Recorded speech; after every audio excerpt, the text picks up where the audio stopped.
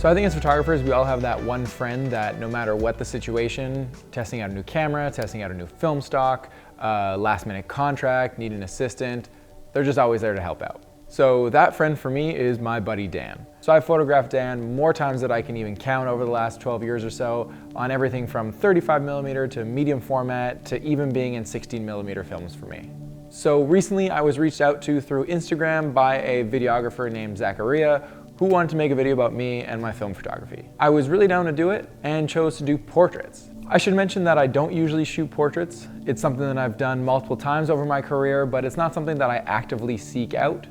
I much prefer shooting landscapes or interiors because I like to take my time with photography, especially film photography, and having somebody in front of the camera, having a model there, really doesn't lend itself well to working slowly. You need to sort of keep them in the mood the whole time, and that doesn't really work well for somebody who likes to take their time.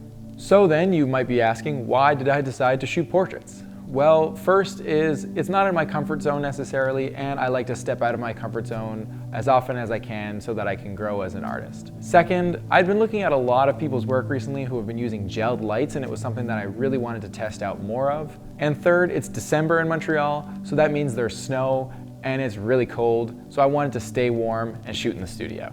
So before going into the shoot, I had an idea as to how I wanted the photos to look. I even created a mood board, which is something that I usually do if the shoot is more of like a stylized thing. But after shooting a few frames, I realized that the photos started to go in a very different direction, something a lot more fun. So Dan is a really funny guy and he doesn't get embarrassed easily, so he's always down if I want to do something kind of weird. So we decided to start making photos that looked like a bad 90s Sears catalog. Now, I know what you're thinking, you're just trying to justify your bad photos. Yeah, kind of actually.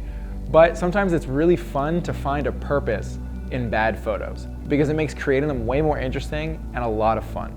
Now, I'm aware that these are not the best portraits that I've ever taken. I do like specific photos of this session, but I realized that two important things came out of it. One, I got to test out shooting with gels and learn things that I can bring into other projects. And two, I had a lot of fun shooting with my buddy in the studio, and I think that's really important, is to just have fun producing the work that you're making. As photographers, especially film photographers, I feel like we go into every shoot thinking that it's really serious and because it costs money, but at the end of the day, it's really important to just have fun with what you're making. So now I'm gonna stop talking and you can see some of the photos from the session. If you're interested in seeing all of the photos and the full-length video that Zachariah made, that link will be down in the description.